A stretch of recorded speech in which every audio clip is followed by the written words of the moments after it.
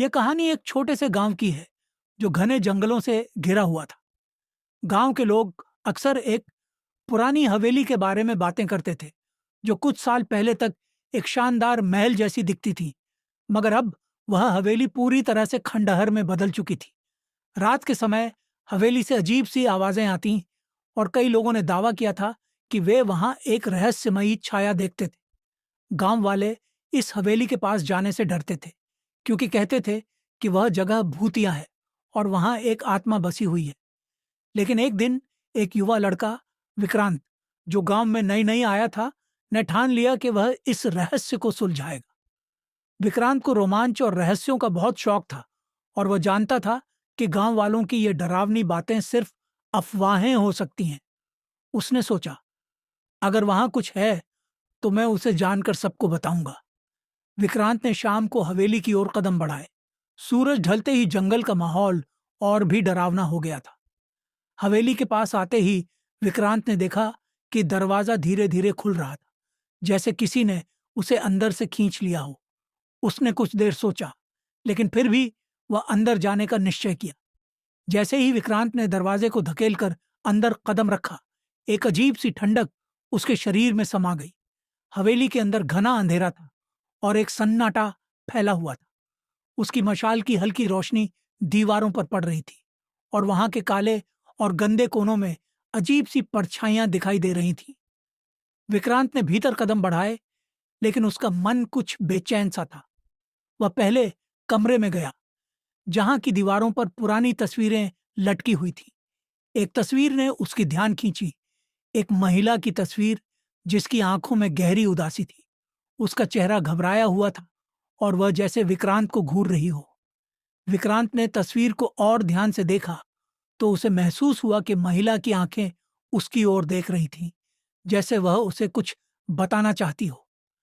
विक्रांत ने तस्वीर को छुआ और अचानक कमरे की हवा में एक हल्की सी गूंज सुनाई दी, तुमने मुझे क्यों छेड़ा?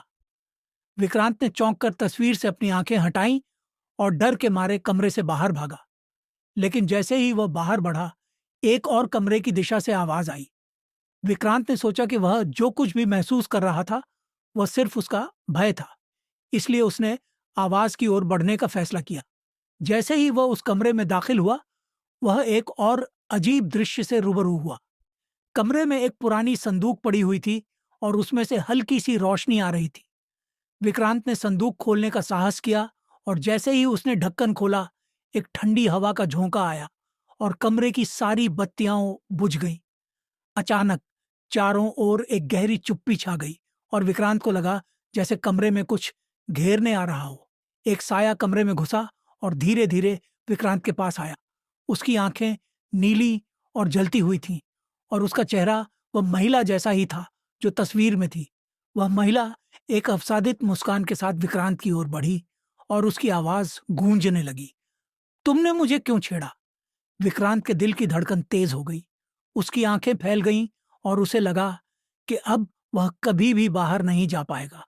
लेकिन तभी विक्रांत ने अपनी पूरी ताकत जुटाई और तेजी से दौड़ते हुए हवेली से बाहर भाग निकला। उसके पीछे से हवा का एक तेज झोंका आया और दरवाजे के पास तक वह महसूस कर सकता था कि वह महिला उसके पीछे आ रही थी। वह दौड़ते हुए गांव तक पहुंचा और जैसे ही उसने गांव के किनारे पर कदम रखा, वह ठंडी हवा और वह साया गायब हो गए। विक्रांत ने गहरी सांस ली और वह जान गया कि हवेली में कुछ गहरी छिपी हुई सच्चाई थी। गांव वालों से उसने बारे में सब कुछ बताया, लेकिन कोई भी उसकी बातों पर विश्वास नहीं किया। कुछ समय बाद विक्रांत ने महसूस किया कि वह हवेली की साया उसे कहीं न कहीं परेशान कर रही थी। आज भी जब भी कोई उस हवेली के पास से गुजरता है, वे सुनी सुनाई बातों के अलावा उस साये का एहसास करते हैं और कहते हैं, रात के वक्त हवेली से कभी ना कभी वह आवाज सुनाई देती है, तुमने मुझे क्यों छेड़ा?